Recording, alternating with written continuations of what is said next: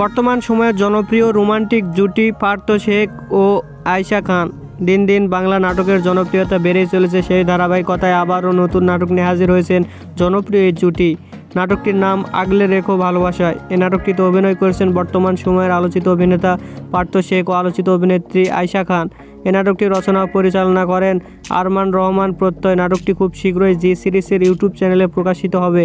আপনারা দেখতে চাইলে অবশ্যই জি সিরিজের ইউটিউব চ্যানেলে চোখ রাখুন এবং নিয়মিত নতুন নতুন নাটকের আপডেট পেতে হলে অবশ্যই চ্যানেলটিকে সাবস্ক্রাইব করে রাখুন।